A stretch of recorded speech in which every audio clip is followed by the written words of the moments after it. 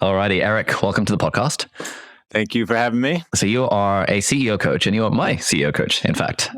Let's start with, what does a CEO coach do, and how did you end up in this rarefied position of being Ali Abdaal CEO coach? So most CEO coaching involves doing podcasts. Nice. Right. So, I got into this position. John Lennon has this great had this great quote: "Life is what happens while you're busy making other plans." So it's like things that have just unfolded in a weird and unusual way. I started off as a consultant with McKinsey & Company. For those that don't know McKinsey & Company, it's basically one of the top strategy consulting firms in the world. Then was part of the early team at Skype, so helping build that. This is back when we actually used to use Skype. So long time ago. Yeah. And then we had an exit to eBay for a few $1 billion, built a chain of restaurants in the UK after that, and moved down to Portugal, even though I'm here with you in London right now. So moved down to Portugal about 2.5 years ago. And these days, I work with close to about 30 founders, CEOs, helping them scale their companies. And in terms of what do you do? Well, so I take a three-pillared approach to scale. So I always say, if you want to scale, the company or the business, you have to look at that as the hardware. And if the hardware is going to operate correctly, you need to code the software correctly. And the software are two other pillars to scale in parallel to the business. And that's the leadership of the person at the helm. And then also them just as a person. Are they performing to their peak potential? And there is an A to B journey in each of those pillars. So in the company pillar, it's to help the CEO get the company from a startup to a scale-up. In the leadership pillar, it's to go from founder to CEO. And then in that self pillar, it's to go from your current to your best self. Nice. And those are the plans that we work against, right? But the last thing that I'll say is things rarely go to plan for most people. And Mike Tyson, he had that great quote: "Everyone has a plan until you get punched in the mouth." I think the real benefit of CEO coaching, or really any kind of coaching, is just the general support and the accountability that it provides, right? Because there's tons of stuff that you and I talk about that weren't part of the plan that just come into the picture. A new idea that you might have, or something like that isn't going, as you would like. And so the relationship is organically driven in that sense. Well, how much money did you make when Skype sold to eBay? Well, yeah, I don't publicly. Are you allowed disclose, to say? Don't publicly disclose figures like that, but it was a life-changing event. To the point that you didn't have to work again? Ish. Ish. If you, yeah. Damn. Yeah. So why did you decide to keep working? I think, once you get into the habit of building and creating things, then, even right now, when we moved down to Portugal, the idea was semi-retire and not do anything. But already now, it's I'm into the whole mix of building, something new again. It's just the act of building and creating, building teams, going for goals. It's just fun. Yeah, just fun. I mean, you can totally relate. Yeah, it's something to pass the time. Yeah. Playing video games gets boring after a while. Yeah, because otherwise, what else are you going to do? What are you going to use your time for? Yeah. Nice. You start off your book, The Three Alarms, with an interesting story. I wonder if you can tell us that interesting story. The interesting story. Yes. So, this is 2010. I'm on a return flight to the UK. And shortly, after the plane has reached its cruising altitude, I could sense that something's not right. My left arm goes completely numb. It's ice cold. Feel a ton of pressure in my chest. I start to sweat. Buddy of mine sitting next to me, I asked him, Lewis, I was like, "Lewis, can you feel my arm?" And he's like, "Oh my God, it feels like it's been hanging in a meat locker." Because I thought am I just, feeling, is this actually happening? And flight attendant comes rushing over, sees that I'm really unwell, asks if there's a doctor on board the plane. Luckily for me, there was one. Doctor rushes over, does the whole, vital sign check, and just says, we need to land the plane immediately. He's having a heart attack. So Yeah, not the kind of thing you want to hear, like when you're 35,000 feet up in the air, obviously. It felt like an eternity for the plane to land. I was terrified that I thought I could feel that. I mean, I could definitely feel like the beat was felt very faint to me. So I could feel like my heart was struggling. And I was so worried that it was just obviously going to stop completely before we landed. Get to emergency land the plane. There's an ambulance already waiting there on the runway. You would know this better than me, but I think it's nitrates or something that they administered to increase blood flow to the heart or relax the tissues, or I don't know exactly what it does. But I did feel, better from that, and then the paramedic. I remember I looked up into the eyes of the paramedic, looking down at me, and I said, "Please don't let me die. I have a 5-year-old son." And he said, "Just relax. I think we got you in time." And I rushed me to a hospital. I recovered in the hospital. The next day, I woke up and realized I needed to change my life, basically, because I had, prior to that point, I'd always been obsessed with peak performance. I had this whole idea of like reaching your full potential, but I just approached it in such an unhealthy way. I was like doing $100 work weeks at McKinsey and Company, during the time helping build Skype, when I was building the restaurant chain. I mean, I had some times, for example, where I would literally work, it could be 2-3 days straight with like no or virtually no sleep. And that might, that could be like a regular, occurrence. And, and my body was like, yeah, you're not invincible. So that was a wake-up call. So you decided you needed to change your life. What else happened? Like, I've heard a bunch of stories from people who have been sort of had near-death experiences, and they say that like, it's sort of like your life begins afresh. Like, what other changes did you start to see in yourself after that experience? Yeah, so it wasn't like a change immediately, but I knew I had to change. I mean, the thing that I focused on, like first and foremost, was just trying to get my health in order.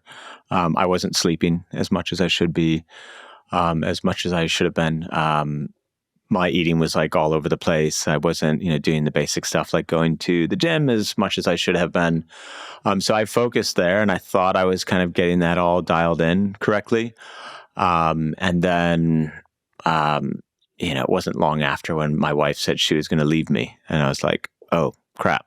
So I still haven't gotten this fixed. Yeah. And, her thing was, she's like, you're here, but you're not really here. You're just kind of like in your own world. And, there's no way with everything that I wasn't going to let that happen. I wasn't going to let, so then I started to really dial in, like being a lot more present at home, basically. And then this, you talked about the book, The 3 Alarms, like this model for me emerged where I knew work was important. Obviously, it was so important that I was over-tracking on it, and I got into that whole situation. Health is obviously important because it was almost lights out. And when I, thought it was going to be lights out, the first words out of my mouth related to relationships, and that I said, please don't let me die. I have a 5-year-old son. So I really dwelled and thought about that, and realized that, if we take like an 80-20 approach to life improvement, 20% of the areas that we could focus on for like 80% of the improvement that we're seeking, there's like this 3-legged stool. And if we really focus on showing up at our best on the health front, on the work front, and on the home/relationships front, and I think that leads to a life well lived, or a better life, basically. Work, health, and home. Yeah. Nice. And so, like, why is it called The 3 Alarms? It's just a hook to... So the 3 alarms relates to, so at one point, I literally so I thought of my day as segments, right? So you have the morning when I tend to work out. So that's mostly about health for me. Then you got the work day, and then you got home. And I thought, what if I came up with an identity that represents me at my best, the superhero version of me, at each of those, times a day. So health front came up with this phrase, world fitness champion. Not that I am one, but that's like kind of the version of me that I want to show up at the gym. World's best CEO for when the workday starts, and then world's best husband and father. And I took those as labels and created 3 alarms on my phone. So one to go off in the morning, to remind me who is it, what version of me is going to the gym, one to remind me how to show up during my workday, and then that last one, world's best husband and father, goes off at the end of the day to prompt the question, how would the world's best husband and father walk through that door right now? And so the idea with the alarms is they're to help you live a more intentional life, because I think, a lot of the times we go through things without intentionality and we end up being a little bit more reactionary than we should be. Nice. So with the CEOs that you work with, what do you see as the... Because I guess people listening to this, and certainly this was my impression of CEOs, and still is to an extent, you would think of a CEO as like someone who's got their shit together. Like these guys are kind of dialed in with their health and their work and everything. But the other thing that comes to mind is someone who's just like really neglecting their family relationships. What have you seen have been the patterns of, I guess, disease amongst the CEOs and me that you coach? The patterns of disease. So leprosy. No. So the typical person that I coach is a workaholic or overtracks on the work front. And that will typically come at the price of or sacrificing like health and like key relationships. That's the typical profile. And the point I always try to drive home is like, look, I get that you want to optimize performance on the field of play, and the field of play is, say, business. But if you're going to do that, and if you're going to think of yourself as an athlete, then if we're going to optimize performance on the field of play, we have to optimize performance off the field of play as well. Again, if this is athletics, I'm not going to say, okay, Ali, here's the game schedule. I'll see you on game day, and that's it.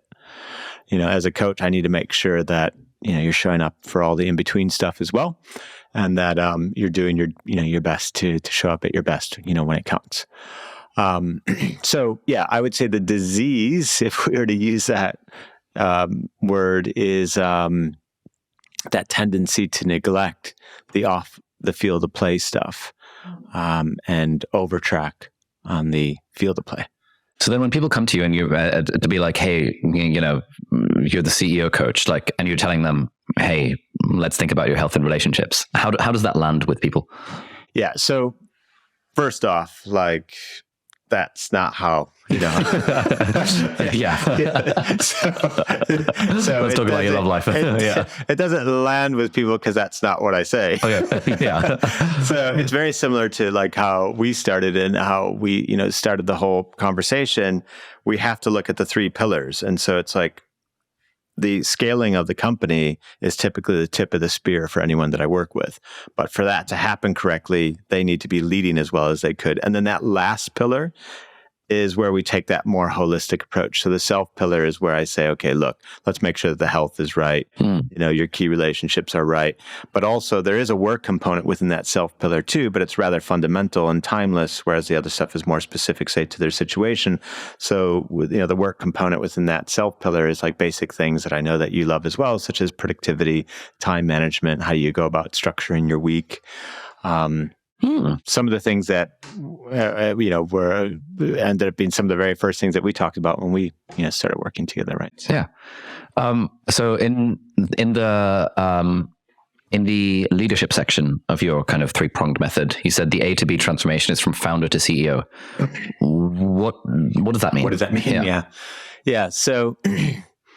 Okay, but let's just keep like the athletics analogy, or metaphor going, because it makes things easy to explain. So, as a founder, that you might still be running onto the pitch or the field of play, and like you might, play a certain position.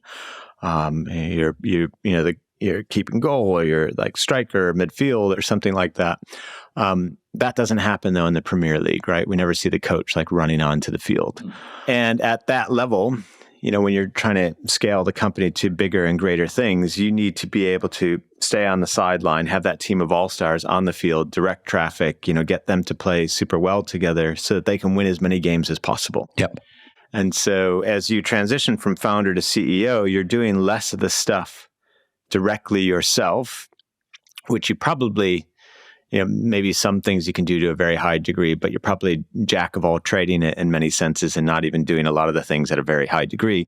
So, and that's driven for multiple reasons: necessity, lack of financial firepower at that point in time.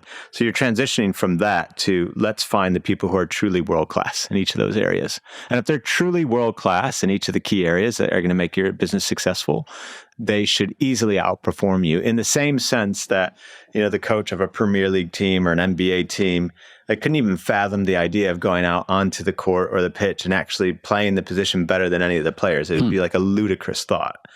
And that, personally, I think is where you want to get to. It's like to have that true team of all-stars. To continue the football analogy, some people often say that the players that got you to Division 1 and 2 or League 1 and 2 are not the same players that will get you to the Championship and not necessarily the same players that will get you to the Premiership. Now, I find this idea quite distasteful because I have been operating with basically the same people for like 4 years now. What's your take on this? It's like how, this kind of analogy around kind of replacing team members as you go. Look at Satya Nadella, right, with Microsoft.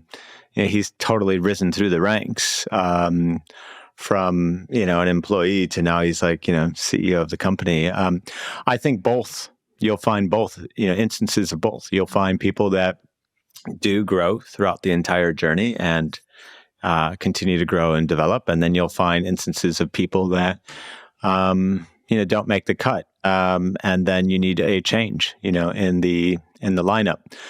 In one of the books, I think it was Patty McCord. Patty McCord, yeah, in the Netflix HR. I mean, fantastic. Powerful, the thing to keep in mind that makes the answer to that question or thought easy is what is it that you're building? And you're building a team, right? You're not building a family. And her line is something along the lines of, families strive to stick together no matter what, whereas great teams are optimized to win at all times. You can't get fired from your family, and the way you determine whether or not a team should stay together is to what degree are they able to achieve the results that are being set, by them or you or in unison, for their role, as a team within the business, or if the team is essentially just a company for the company. And as long as you're achieving your objectives and growing and developing, then the team is winning and succeeding and learning. Some stuff is sliding into place for me in my mind around, I think when you and I first started working together, I was very anti-goals. I wonder if you remember what that was like. Yeah. What was, There's so much stuff that you're what was I? How was I 2 years ago as a? Well, you were like, So there was definitely this resistance to goals thing, and so that was one thing that's changed. Also, I remember I said to you, you had a resistance to almost like you felt like it was like, I don't know, evil or dirty or something to have like financial goals or targets. And I remember this thing about, I said, where do you want to take the company? Do you want to take it to 10 million in revenue, for example? And I remember at the time you said, no, I don't need that. It's fine. I don't want to do that. And 2, 3, 4 million a year is fine. And of course now it's like, no, we got to get to 10. And I think there's like a societal thing at work there, which is, and there's been lots of books written about this subject in recent years, about people's relationship to money and being careful about what they attach their goals to, and are they good or bad. There's nothing wrong with wanting to make a lot of money. There's nothing wrong with having a business that's going to hit certain financial targets. The way I look at it is like, again, using a sports analogy, it's like, it's a way, it's fun. It's difficult to create a business to get up to 10 million a year in revenue. If you break that down by the numbers, I think it's only 0.4% of small and medium-sized enterprises get to the 10 million, a year or higher goal. I think that's quite exciting because that basically means that's roughly the equivalent of of your odds of getting, becoming like a professional sports player. Like let's say you're in high school football in the US and you want to get into the NFL, and your chances of doing that end up, I think it's being like slightly less than that, but depending on the sport that you choose, my point is like the 10 million goal is roughly equivalent to turning pro. So that's exciting. So, you can have the goals around money because you want to make, a lot of money, and that could be a goal, and that's okay. And you don't need to justify that to anybody. You can just want it because you just simply want the goal. It's fine. Why? Because that's what I want to do. Like that's good enough. Or you can tie it to, the equivalent of winning an Olympic gold medal or something. And, why does an Olympic athlete want to win Olympic gold? What, do you love gold? It's like, it's like, why do you want to do it? Because it's hard. Why is that important to you? Well, because it's hard, it's competitive, it's challenging, it's difficult to do. Oh, so you have to show it to the rest of the world that you can do difficult things? It's like, don't overcomplicate it. It's like, it's okay to want to do difficult things, and it's challenging, and it feels great when you do it. And yes, that means that probably some other people didn't do it and you did. And, and that can feel okay and good too, Yeah. Yeah.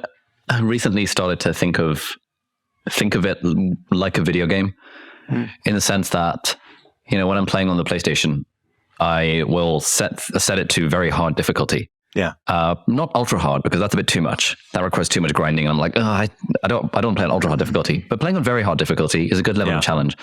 And like during the pandemic, my housemate would be like, "What? You've been trying to take out that bandit camp for the last 4 hours. Like, what are you doing?" And I'm like, "You don't get it. Like each time I have a go, like I'm getting closer and I'm killing that person with stealth. And there's something about the challenge that feels really fun." Yeah. And then I had a period a few weeks ago where it was like a weekend. I was in London, had a dinner in the evening, and I had nothing to do in the daytime. I was thinking, okay, I can basically do whatever I want. And I decided to go to the local WeWork and tinker away on our productivity lab, like designs and graphics and stuff. Yeah. And it just felt really fun. It was like, this is what I choose to do on the weekends because it's just really fun. Yeah. And it's sort of like a video game where the scoreboard is real money that you can use on real stuff, like a fancier apartment and like business class flights.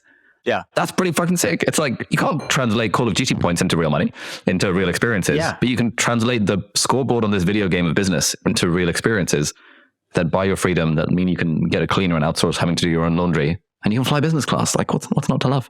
Yeah. I've heard so many people, I don't even know if the study actually exists, quote some kind of study where it's been proven that, beyond a certain level of, income, there's not really significant improvements in happiness. And that hasn't been my experience. So it's like, as I've become more and more successful throughout life, and that's been roughly commensurate with earning, more and more, life for me has gotten, more fun and more rich in experience and, more pleasurable. And I wouldn't trade that in, to earn the whatever that study was referencing, like 75K a year or whatever it is, Yeah. I think for me, kind of my day-to-day happiness hasn't changed very much at all along different like levels of wealth. But it's just like, it's like right now I am doing the same stuff basically that I was doing 5 years ago. I sit in a room in front of a camera and I talk about stuff. It's just that it's a nicer room. The camera's nicer. And the stuff I'm talking about is the fact that I was at a sort of mastermind in Paris yesterday, or at this cool writers retreat over the weekend, or I gave a talk for Google or something like that. It's like the experiences change, and like for me, the quote coolness of the experience changes, but it's fundamentally the same kind of thing. But I think it's kind of nice because when you're playing a video game, whether it's on easy, medium, or hard, or very hard, it's still the same video game at the end of the day. It's still that game of life or business. Yeah. It's just the rewards change. You get slightly nicer gear, you get nicer weapons, and there's something like really, really addictive and fun about upgrading your gear and getting new weapons to be able to take down a bigger monster. And if someone really looks at it, they'd be like, wait, you're acquiring this equipment to level up your character so that you can kill a monster, to get more equipment to level up your character so you can kill a bigger monster. Yeah. It's like, that's exactly what I'm doing, but it's really fun. And there's two things at work, right? It's like you want to be constantly feeling challenge, and then the things that you need to be working on will need to increase, over time and vary in nature as your skill and expertise develops for you to feel that constant challenge. But then there's also that compounding, like accumulation, feeling.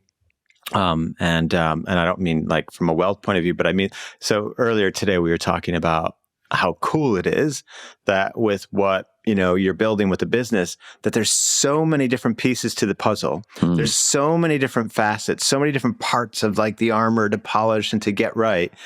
And that's very challenging and very difficult to do. And as that compounds and accumulates over time, it's like you're building this like incredible, fortress, that you can use for whatever, purpose that you want. And at the same time, you're creating this massive competitive moat, around the castle, and that it becomes more and more and more difficult for someone else to replicate what you're doing, and then going back to the Olympic athlete, would they want to participate in the Olympics if when the gun went off, they were the only person ever in any event running? No, it's like, you do want to be racing against others. That's like a natural fundamental part of the human spirit, to compete and to win. And I think, people should be happy to lean into that. So for example, there's this thing going on. We've all heard this, like, the only person you should compare yourself to is the person who you were yesterday. Garbage. It's like one of those things that people say that it's like, it sounds nice when you hear it. And, oh yeah, okay. I don't think there's anything wrong with comparing yourself to other people. I think you should do both. You should compare yourself to who you were yesterday, but it's okay to also compare yourself to someone else and use that as a bit of drive and inspiration for you to level up your own game. Right? Yeah, I found that recently I've been spending a decent chunk of time with people who are way richer than I am, with like way smaller audiences who are also selling courses. And I'm like, wait a minute, what are they doing? That's like so different to what I'm doing that they're making more money with like a 10th to 100th to like 1/1,000,000th of the audience size that I do. And it'll make more money than that. I'm like, whoa, that's cool. I can learn from this. Yeah. Like exactly. They figured something out that I have yet to learn. And that's not you comparing yourself to, Ollie last year, right? So, it's okay to be competitive. It's okay to want to build and accumulate things. It's all okay. There's nothing wrong with it. Why was I so anti-goal? Okay, I think I was anti-goal because I was like, I drunk the base camp Kool-Aid, like DHH and Jason Fried write all this stuff, it doesn't have to be crazy at work, all this stuff around how like growth for growth's sake is like dumb. And as long as you have a profitable business that you're happy running, then that's all that matters and blah, blah, blah. And I'd really drunk that Kool-Aid for a very long time. I also drank the Kool-Aid of stoicism around like, don't attach yourself to things that are outside of your control. Mm-hmm. And so for me, like setting a financial goal and being attached to it was signing myself up for unhappiness, and like, desire is a contract you make with yourself to be unhappy until you reach your goal. And then the goal is not actually going to make you happy. Mm-hmm. I remember you basically saying something being like, sure, that's all fine. But like right now you're running your business with a blindfold on and your team has a blindfold on. At least just take the blindfold off and just see where the target is. You don't have to be attached to it, but it will just by default knowing what the target is will just immediately improve your aim if you're playing darts or bow and arrow or whatever. I think I remember I said something to you like, you're like, yeah, what do you think about not having goals? And I was like, it's sort of like I've put you into a shooting range blindfolded and I'm like, yeah, go ahead and, try to hit the target, and you're not going to have a chance. You're probably going to end up, I don't know, you might even shoot stuff into the ceiling or something. But, at least if you can see, where it is, you might not, as you said, you might not hit it right away, but at least you have a chance. You will get better.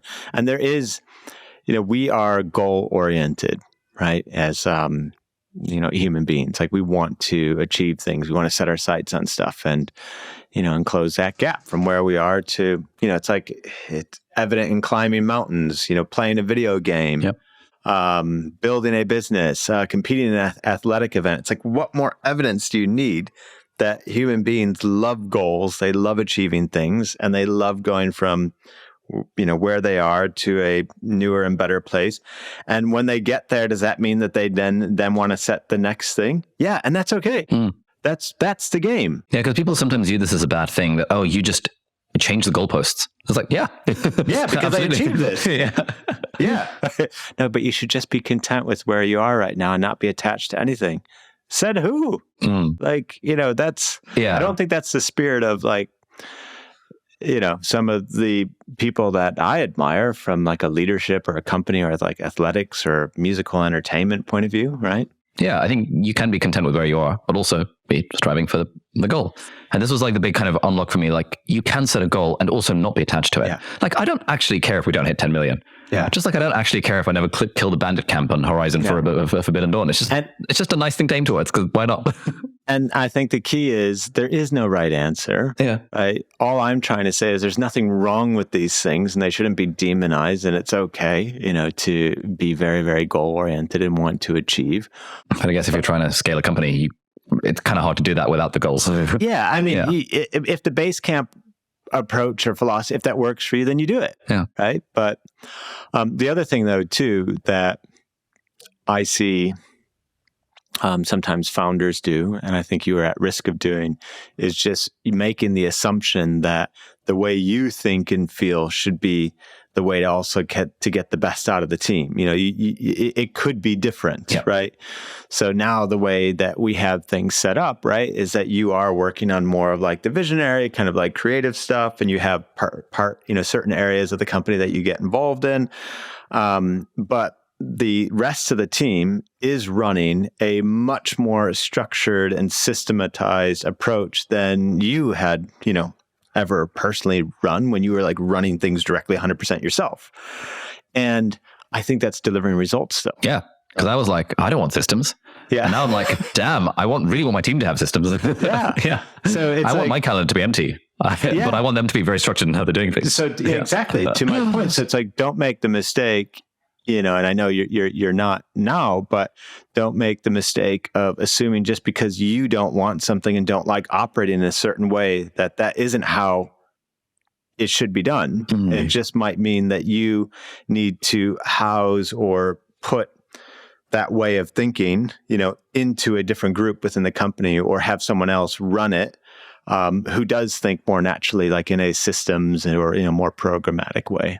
Nice. So I had a resistance to goal setting. Well, what else was I like 2 years ago when we first started working together, if you can remember? I'm curious about what you see as like the A to B changes. Yeah. No. You're. I think you've become, and you're continuing to become more of like, I would call it like a proper businessman. So I see this a lot of times, especially as I've gotten more involved in the creator space, myself, where there's just so much. Well, you made reference earlier to, you met people who have like much smaller audiences, and they're, so I think people, especially in this space, kind of do things a little bit too loosely, hack things together, and they don't take like a proper business approach to what they're building or creating. And so they leave a lot of value on the table as a result. I think you're a lot more focused, and you're willing to, have those like two spheres coexist, where you can operate in one way, but you still recognize the importance, significance, and need to have, more structure and systemization in other areas of the business. And you're taking that approach of, Dan Sullivan and Benjamin Hardy. I have a lot of good books, but that one, Who, Not How. So it's like finding the right people, right, to lead the things and do the things that maybe you don't want to do yourself. So it's like, before, I think you were making the mistake of, when you had resistance to doing things in a certain way, you would just immediately go, okay, so therefore we're not going to do it because I don't want to do that. But it's now you're more leaning into, so who is the right person who would do that and would enjoy doing that? So I think that's been a big change. Definitely with the goal setting in general. I think the company, is a lot more focused and systematic in terms of how goals are set and how they're reviewed. And we talked, recently, even today, about further upgrading that. What else? Actually, let me flip the question back to you, as well. So, like, what changes have you noticed? If you think of how you were, a couple of years ago versus how you are today. I think today I have a lot more confidence in that we are building a business. I think I didn't really know what the word business meant 2 years ago. It's like I stumbled into this. I sort of started a business when I was in med school that was like helping people study for their med school entrance exams.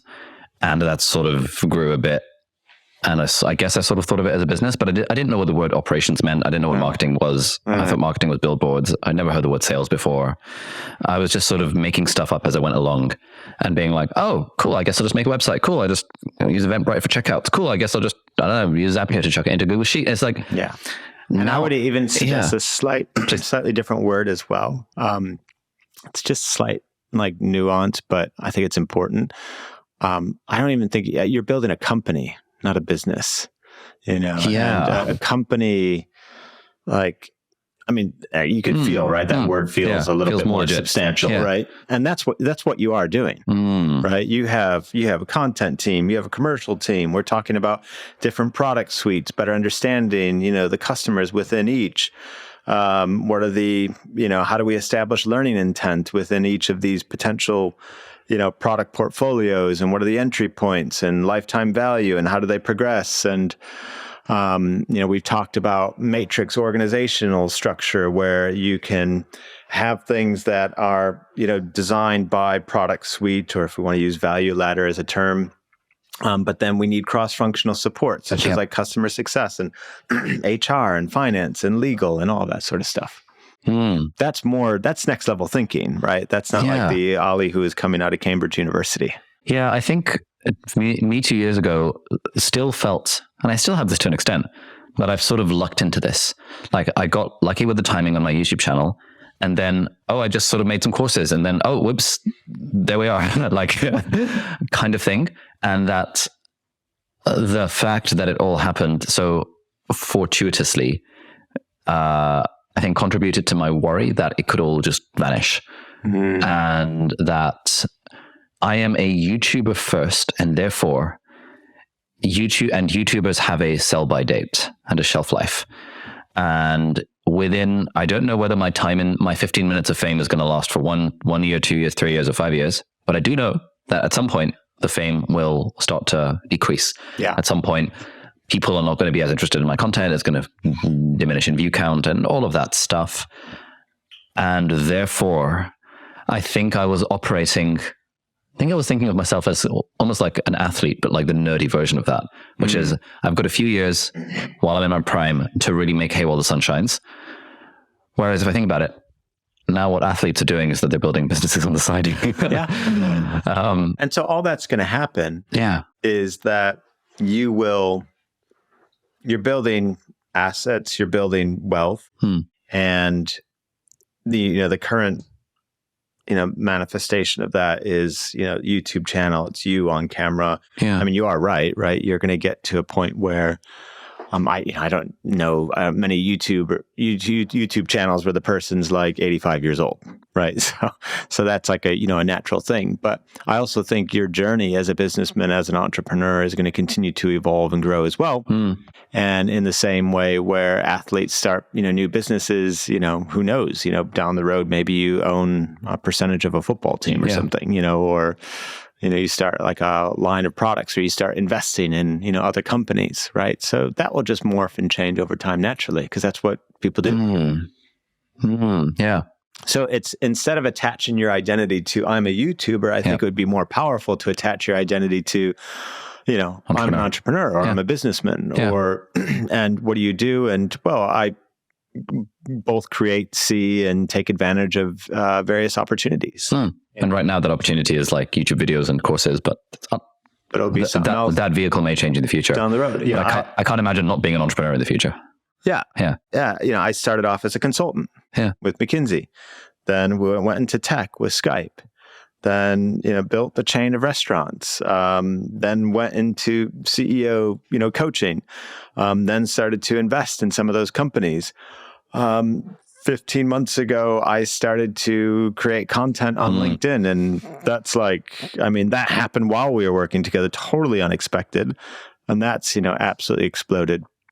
So, life is what happens while you're busy making other plans, right? So you keep weaving, it's like a river. It's like, the current goes in different places. Yeah. Yeah. That's a good way of putting it. I think,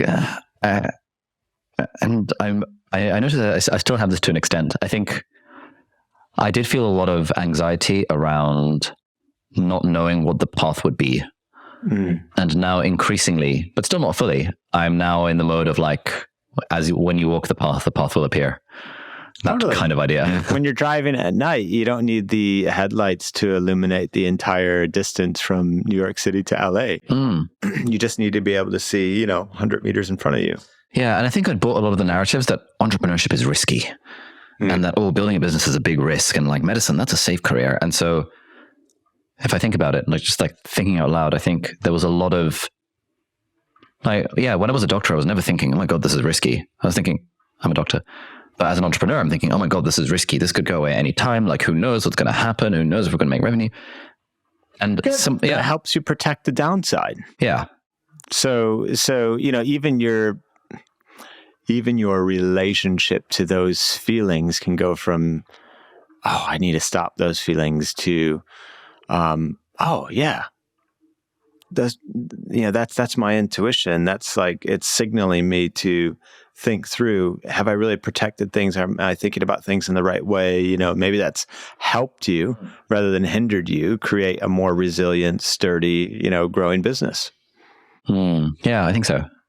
I think it's one of those things that, every feeling serves you up until a point, and then it starts to hold you back. And I think now I have more of a sense of confidence that with the skills that I've built up, the team, the money, the network, all that stuff, like I now get the value of all those things in a way that I just didn't before. People would be like, your net worth is your network. And I'm like, what the hell is it? Like a few years ago, when the only people I knew were other junior doctors, I'm like, why does the fact that I know other junior doctors actually affect? But now I get it. I'm like, it's just obvious. Like, there's just so many people around now that I know who are running all these businesses, who I could partner with, who I could, like, worst case scenario, I'm sure I can just make $500,000 a year just offering anyone I know who runs a SaaS company to be like, I'll be your in-house YouTuber. They'd be like, come along. Yeah, of course. Exactly. It's like, and there's so many like opportunities and stuff that like, it's just, it's almost hard to fathom. And I'm trying to think back to what I was a few years ago, and I just wouldn't have got it. Like, someone would have told me, oh yeah, the skills and network you're building is going to be really valuable. I've been like, okay, I'll take your word for it. Yeah. But now that I've built skills and a network, I'm like, oh, okay.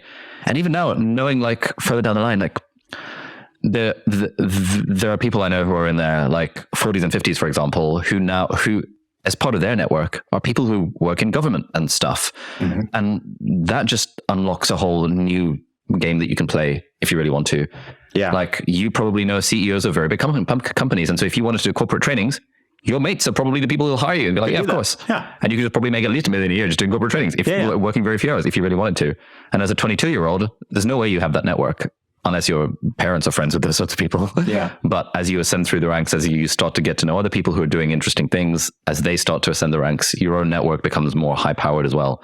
And you start to be like, oh, okay, I see all these opportunities. And so that whole, thing that you started off with, this, in this segment of the chat, I view myself as having been lucky. Not in the way that you're suggesting, or the way in which that, might be interpreted. It is, you've created your own luck, right? And that phrase is absolutely true. There's one of the, I forget who said it, but the harder I work, the luckier I seem to get, right? And if you are out there, if you're meeting people, if you're trying new things, if you're willing to take risks, to experiment, from the outside in, the person might think, oh yeah, that he was super lucky or she was super lucky. No, they're like, if you stay in motion and keep acting and keep the momentum going, then you will be in a better position to take advantage of opportunities that come along that to others will seem lucky, but that you in fact positioned yourself to, experience. Yeah. And I think the thing on that front, like I've been in motion since age 13 trying to make money on the internet, which led me to... What were you doing at 13? Oh, freelance web design. And then trying to build like an affiliate marketing pyramid scheme. And then trying to build like an online forum for kids to learn lockpicking and stuff because I wanted to be a secret agent and I thought that was cool. Then trying to build a video game emailing Nintendo and Blizzard being like, hey, can I make a video game out of Pokemon? And they never replied. That kind of thing. And then eventually getting into the point where in med school, I was like, I want to teach people how to get into med school, and I know how to build a website, so I can just market my services. And I know how to subtly advertise on forums, so I can do that. And I know how to teach, so I can do that. I was like, okay, cool. And then so all of those things came together. Yeah. And then in 2017, it was like, I need more lead gen for my business. I didn't know what lead gen was, but I was like, we did a 10K revenue, then 100K, then 150, and then we did 145. And I was like, oh, our revenue's dipped. We need more customers. Why don't I start a YouTube channel? Which led to the timing of the YouTube channel. And it's like, it was like 9 years worth of in motion trying to make stuff work. And then the thing that hit was the medical school courses business. And then the thing that hit on a whole different level was like the YouTube channel. But it was all this motion that was happening. And I think one of the things that I see amongst like people wanting to get into business, or like, oh, I really want to start my own business, but I don't have the right idea. There's this thing of like, if you don't know, if you can't see the path, if they can't see the path, then they won't take any action. But like, there is no, it's so hard to actually come up with a path, because for like your career, there's no way you could have saw the path when you got started. Zero way, like impossible. But I have a North Star, I have a vision, and it's very meta, and it's just simply, to achieve my full potential professionally and personally, and keep channeling that desire, ambition, and effort into, whatever, is interesting me at the moment, or as, and is equally representing an opportunity, right? It's the same. I mentioned, LinkedIn earlier, what you talked about how like several things came together. I started a post on LinkedIn for the first time in January 2023, right? So that's like 15 months ago. Almost at 500,000 followers now. It's growing like 70,000 per month, 70, 80,000 per month. Accounts like second most, influential, on the platform, globally, number one management and leadership. And I have other people who will come to me and say, how have you done that? Almost as if they think there's like a formula or something that they can also do. And what they're not recognizing is that my ability to like talk about certain subjects and, create content and, pursue that in the way I'm doing is an accumulation of like 20 plus years of career experience that's now having an outlet through content creation. Right. So it's same sort of deal. Yeah. One of the exercises that most kind of, I think, moved the needle for me was the ideal week exercise. Yes. Because I remember we did the scale up assessment thing. Yeah. And there were all sorts of action points. And a bunch of things were action points that I should do on a weekly basis. Yeah. Like, do you have time in your week scheduled to think strategically about the business? Yeah. And do you have time in your week to review the numbers? Like, what numbers? Okay, let's stop. Yeah. Let's build a scorecard. Do you have regular one-to-one scheduled with all the people that report to you? The concept is simply to recognize that we all have the same amount of time, in our days, in our week. I don't have more time than you have. So largely, a big component of why certain people are more successful than others comes down to how they make the most use of that, essentially most valuable resource, our time. And the traditional approach to a week for an entrepreneur or someone else is to not think about it very, very intentionally. And it's sort of like the week starts and you're just hanging on to the back of a train, reacting from one thing to the next. And that does not lead to, the most ideal outcomes, or probably doesn't lead to you, safeguarding your health and home as well and all that. So it's super simple. It extends the notion of time blocking for work, say on your most important projects, to just every facet of your life, right? So it's like everything goes into the week.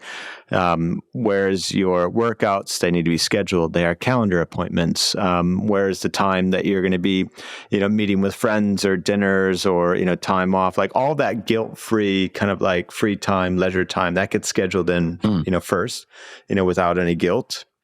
And then you optimize the rest of the week by basically consolidating like activities. So I'm going to block out certain mornings for focus work. I'm going to group together, one-to-ones. I'm going to do external meetings here. I might do podcasts there. I might create videos or content, here. And that's the basic idea. And I remember what really prompted us to go into that so quickly as we did is because at the time you were struggling with, I need to get this book written. And I remember I said to you, how many hours per day should you be writing? And you said, ideally. And I said, yes. And you're like, 4 hours a day. And I'm like, well, where are the calendar appointments that show the 4 scheduled hours per day? And you were like, yeah. Like it's so obvious, but like, yeah, that's a good point. and then you really ran with it, right? So I know that's become a great core part of your productivity systems and tools and what you're teaching to others, which is amazing because if more people could live their weeks more intentionally and schedule what matters, I think they would get better results and feel a lot happier. What other issues do you see that people struggle with when it comes to managing their time? Because, I agree with you. We all have the same 24 hours, and yet clearly we all use, caveat number one that people will say is like, I have a job. I have to look after person X and person Y. It's like there's all of that kind of stuff. But I guess beyond that, what are the things that you see people struggle with when it comes to time management? Yeah, so I'd say 2 things. So one is, what should the time go toward? And then the second thing is, when you're supposed to be working on whatever that is that you've identified, how truly focused are you? And how truly uninterrupted is that time? So going to the first point, there's this question of, if everything were to remain the same, where would change have the greatest impact? Because it's very easy to fill our time with lots of things, but you have to really ask yourself, what's truly moving the needle here? What is the most important things that you can be focused in thinking about and doing? And I don't think people step back enough to ask themselves, rather than trying to just stay busy, am I staying busy on the right things? The things that are truly most important. For you at that point in time, it was, writing the book. That was like the most important thing. But then there's the issue of, okay, so you're sat down, you're working on the most important thing. And if you were to timesheet your day, especially in those moments, just as like a solicitor or a lawyer does, whereby you have to record every single thing that you're doing, the typical person, even though that they've now scheduled this time block to work on the most important thing, if they were to literally put an entry every time they change task, it would probably look like something like this. 9 a.m., I sit down to write the book. 9:07 a.m., I'm responding to a Slack message. 9:13 a.m., I'm going to research something very quickly that relates to the Slack message. 9:16 a.m., I'm going to reheat my tea that's now cold because I need that to help focus on the book writing. 9:20, I start to write the book again. 9:37, something else happens. And you get to the end of that, say, hour that was supposed to be focused with intentionality on that which is most important, and you realize that your attention was fragmented into a million different directions. And a lot of that happens unconsciously. And so my top advice, to help combat that natural tendency in all of us, and I had this too, is to literally, at least for a 2-week period, timesheet your week. Timesheet exactly, where does your time go? Activity, start time, end time, total minutes. Do it manually. Just the act of doing that shines like a spotlight of awareness on, what you should or shouldn't be doing. So it's these fundamental things, no matter what somebody is trying to build. It's like I see people struggling with the same things. They're working on not necessarily the most needle moving things. And even when they think they are, they're actually not as focused and working, in the zone as they should be. How do you figure out what the most needle-moving things are? I think it's really easy to overcomplicate that. And so I think we're all quite smart, intuitive. And I think the issue is not so much in not being able to identify that as not creating the space to ask the question and to reflect. You're intelligent enough that if you truly pause and say, for the next hour, all I am going to do is look at all the things that I am doing. and ask myself, if everything were to stay the same, where would change have the greatest impact? And I think some top candidates will quickly emerge for most people. So I don't think it's about not being able to identify. I think it's more about not creating the space for the identification. That's good. Because I guess this is nice because it gets people a quick win. I guess whenever I think of like, okay, what should I be doing with my time? I always kind of zoom out and like, all right, cool. Like, let's start with the life vision. Let's start with the work vision. Let's then figure out what's my 10-year plan. Is that a 10-year plan still what I want to be doing? Okay, cool. What are my 12-month goals? Am I still happy with those? Yep, cool. I'm happy. Well, and it's a whole like 20-minute journaling exercise to get at, yeah, I really should just be working on this product that I knew all along. Had I just had I just asked the question of like, if everything would stay the same, what's the one area that would most move the needle or that has the biggest impact?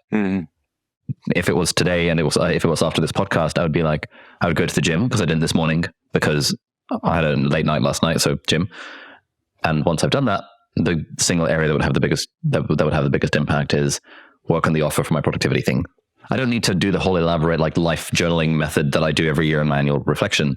I can just ask that simple question and it gets in the answer pretty quickly. Yeah. It's like we talked about driving the car. You're going from New York to LA. It's like, that you're going to LA. What do you have to do right now? You're driving at night is just make sure you're staying on the road and that, the lights are, up the next 100 meters so that you know where to drive, right? What's the most important thing that I should be doing at the moment? Well, looking at the road, it's turn right or turn left.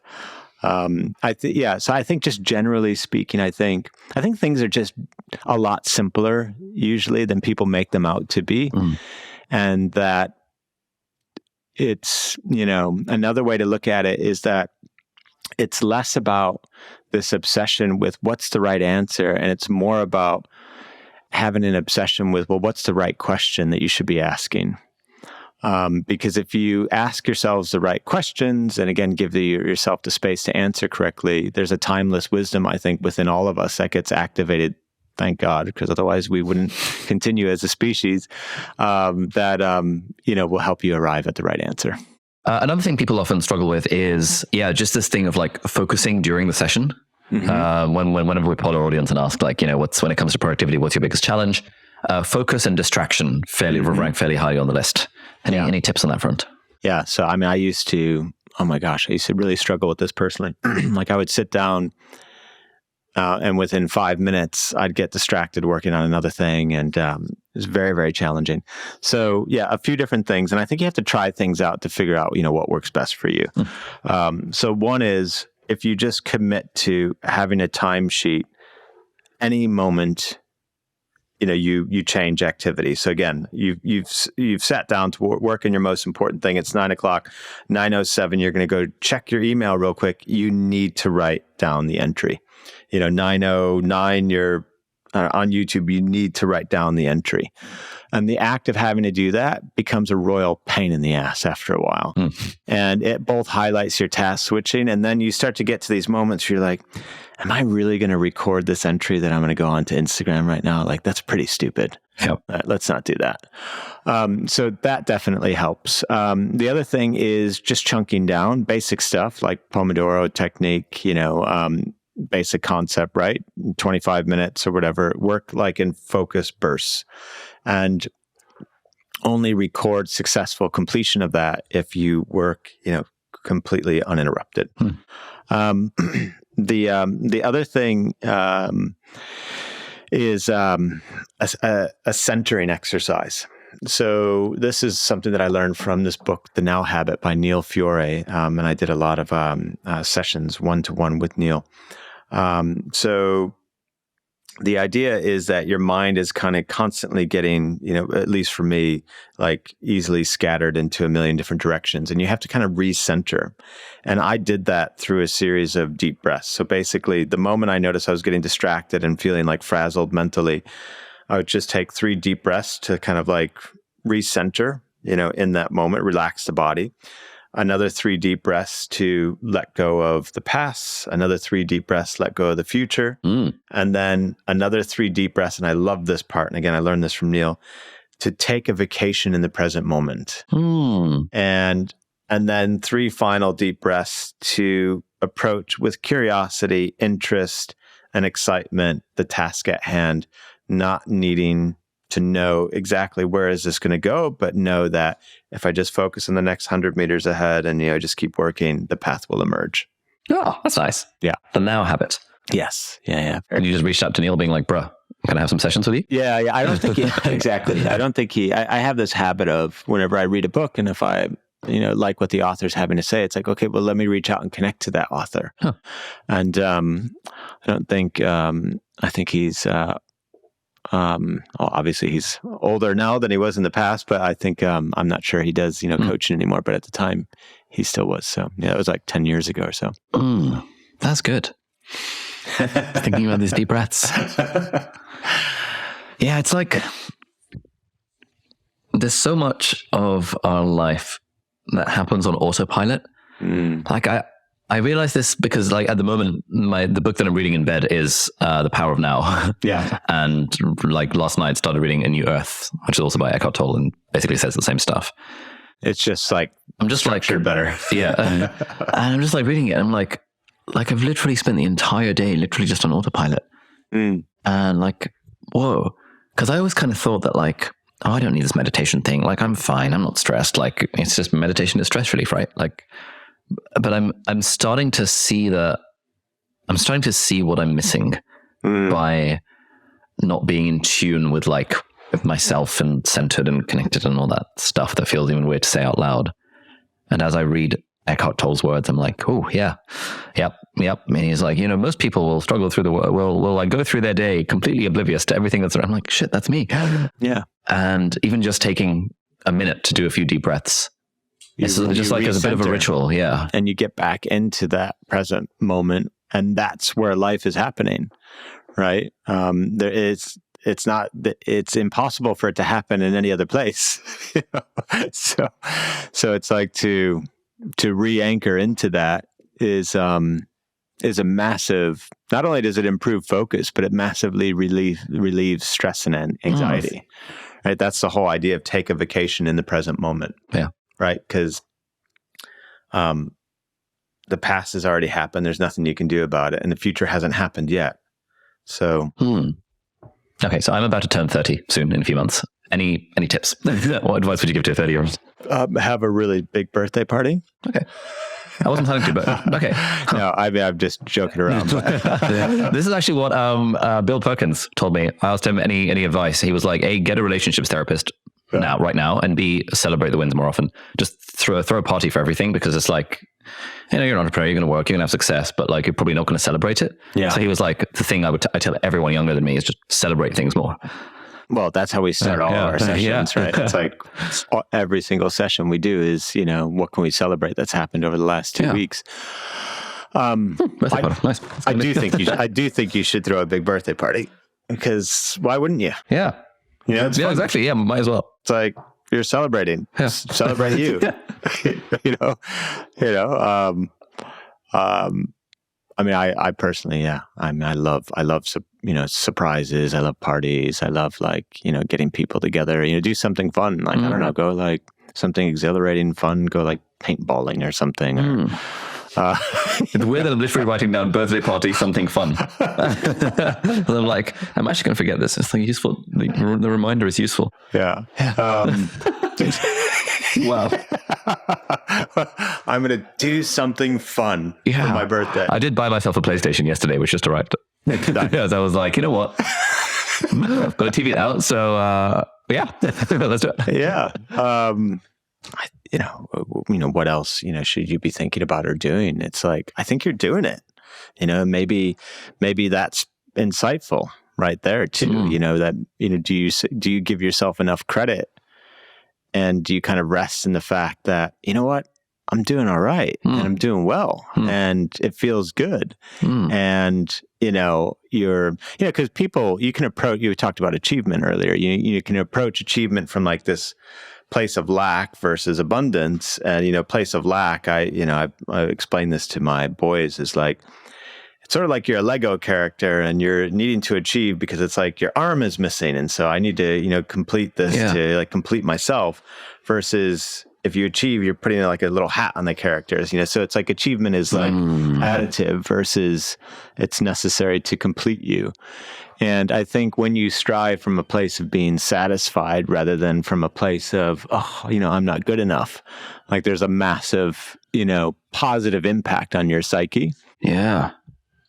So, maybe your birthday gift to yourself could be maybe more fully, resting or, owning that, change in psyche, because I would say, in our work together that it's definitely toned down, but I still notice that, sometimes it's, when you're talking about wanting to do things or change, it's like, it's coming from, and to a certain degree, this is still, healthy having some of this, but it's like, it's not good enough. Things are not right. And it should be, better. Things are actually pretty good. And there's way more that's going right. Way more, like 1,000 times more than things are going wrong. Yeah. And that would probably very much align too with what you're reading at the moment. Why do I feel that way? Because I am also like I always, for whatever I'm doing, I think I do a reasonable job of finding a way to make it feel good and like finding a way to make it fun. But it's like, that's when I'm doing stuff. I think I wonder if it's in moments where I'm not doing stuff, like the moments in between where life happens, that kind of my mind is constantly, is always like, I should be doing something. Or I should be doing this specific thing, or like, I haven't said nice things to the team in a while. These 3 videos that have come out in the last week, I really should have sat down and recorded a Loom reaction to each one so that our editors can feel like they're having an impact and I can actually give them feedback. And I'm like, I really should have done this thing in those moments in between. And it's when I kind of going from one thing to another. The thing itself is super fun, but it's in those moments. So maybe it's in those moments. So if we combine some of the things that we've talked about, maybe there's a habit around in those moments in between to do that recentering exercise, the deep breath, to, you take 3 depth. So again, it's like you take 3 deep breaths just to relax, and you're like literally picturing, so typically, areas that we hold tension, like our shoulders, our jaw. And if you're in those first 3 deep breaths, if you're like, literally like relax your jaw. It's like crazy how much tension we have here. And then 3 deep breaths to, again, in the next 3 deep breaths, I'm going to let go of the past. The past has already happened. There's nothing I can change. In the next 3 deep breaths, I let go of the future. The future hasn't happened yet. It doesn't exist. And in the next 3 deep breaths, I'm going to take a vacation in the present moment and feel just how good it feels to be right here, as I am. And then in the next 3 deep breaths, you're coming back out of it to kind of enjoy whatever that is, like with your full attention. And that could just be relaxing in that moment and not beating yourself up about relaxing or needing to do anything.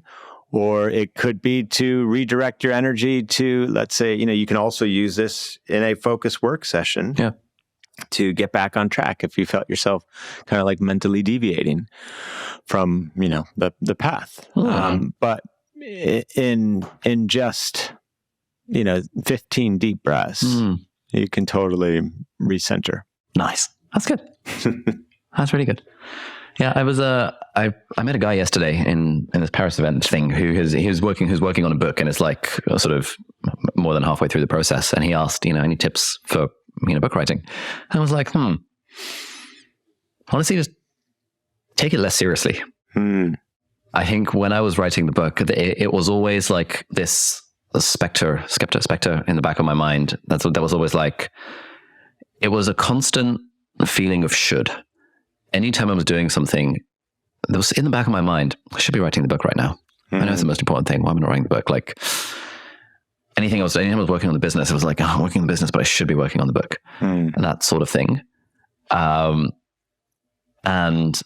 it's somewhat unnecessary because I wasn't working on the book. So like, what's the point of like weighing myself down with the should, or I should be doing X right now. It's like either I will do it or I choose not to. But either way, like the should is not actually serving anyone. No, and that's another thing that I picked up from Neil. He calls that language of oppression. Yeah. So I should be doing this, or I have to.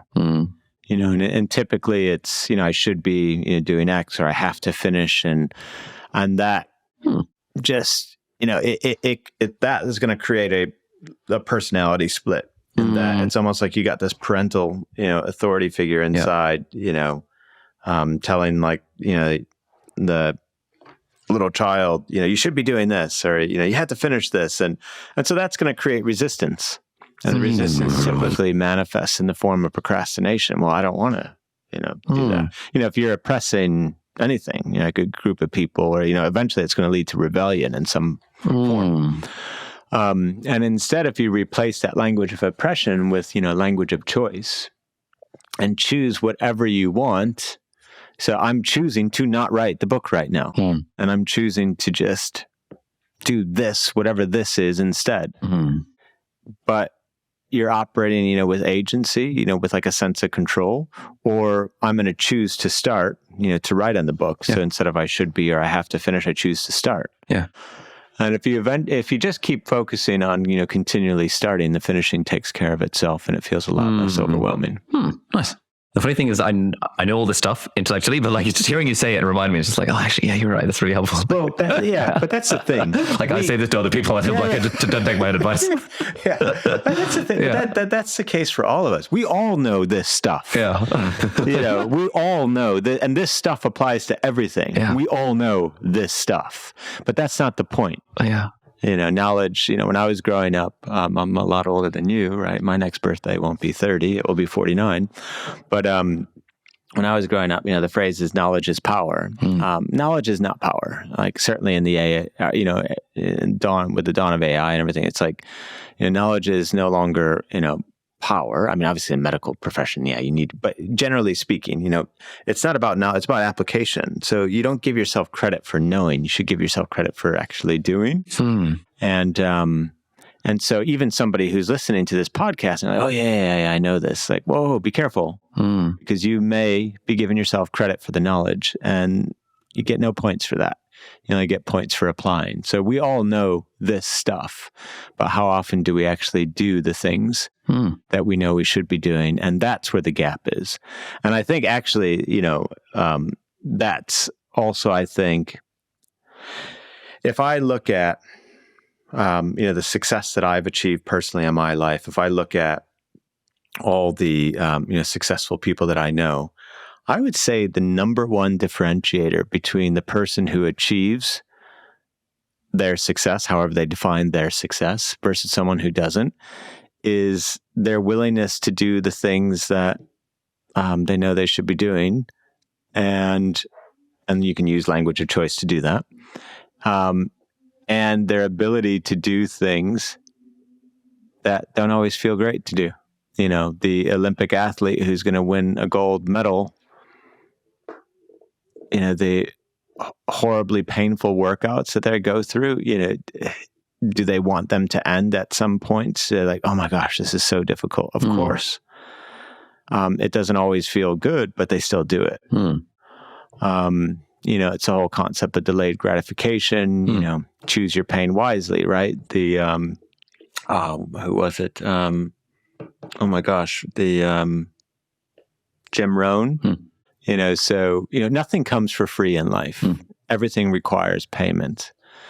And I do take a bit more hardened view on stuff like this. And I think of payment as pain. And you can either, choose with the pain of, discipline, right, today, or the pain of regret tomorrow. So you have to choose your pain wisely. I'm not entirely sure I agree with that framing. I know, and I know you don't. I know you don't, because I know your whole you feel good productivity and all of that. I do. So the way I think of it is that discipline is needed in those moments. A small dose of discipline helps you begin. Yeah, but there's a lot of research that supports that, right? So it's not actually the whole. So when you have resistance to something, it's actually not the whole thing that you have resistance. It's just the starting towards. of the thing. It's just the starting. If you start enough time, finishing takes care of itself, kind of. Yes. Yeah. And so if you choose, so the phrase that I use is I choose to start for just 5 minutes. Nice. Yeah. Because I know that in my experience, I never know when the 300th second has gone by. Yeah. And then I'm kind of like in the zone. So yeah, to clarify, the pain that I'm talking about from a discipline point of view is the same thing that you're talking about. It's like developing the skill to basically, it's like physics, an object in motion, stays in motion unless, equal and opposite force. So your goal then, those people that are like more successful than others, I think they've become very, very proficient. And getting started. Yeah. At creating the momentum, getting the boulder rolling down the hill, knowing that, the initial push, that's the painful part, but not falling victim to the saboteur in their mind that's trying to convince them that it's the whole thing. Yep. It isn't. It's just 300 seconds. I think there's like a whole book in that idea, like just get started. Yeah. And like all of the different ways to hack your brain into just freaking getting started, because that's like the thing. That's all it is. And they're very, very good at pushing past those points because they don't allow themselves to be deceived into thinking that it's the whole thing, whatever that thing is. It's not. It's just the initial momentum. Nice. Eric, thank you very much. I think it's a good place to leave this. Where can people find out more about you? So we're doing that thing together, right? For this podcast. Yeah, we have the business coaching bundle. Business coaching bundle. So in the description, you've thrown some things in there. I've thrown some things in there. So basically, take advantage of that. You're going to get a free copy of one of my books, The 3 Alarms. You're going to get the scale up assessment that will pinpoint where you need to focus on if you're an entrepreneur in terms of improving your business. Peak performance assessment if you just simply want to level up. You've put in there the 90-day kind of goals template and the ideal week template. Yep. So it'd be crazy to not take advantage of that. Yeah, it's completely free. Link down below in the show notes or in the video description, wherever you're listening to this. Thank you very much, Eric. Awesome. Thanks a lot. All right, so that's it for this week's episode of Deep Dive. Thank you so much for watching or listening. All the links and resources that we mentioned in the podcast are going to be linked down in the video description or in the show notes, depending on where you're watching or listening to this. If you're listening to this on a podcast platform, then do please leave us a review on the iTunes store. It really helps other people discover the podcast. Or if you're watching this in full HD or 4K on YouTube, then you can leave a comment down below and ask any questions or any insights or any thoughts about the episode. That would be awesome. And if you enjoyed this episode, you might like to check out this episode here as well, which links in with some of the stuff that we talked about in the episode. So thanks for watching. Do hit the subscribe button if you aren't already, and I'll see you next time. Bye-bye.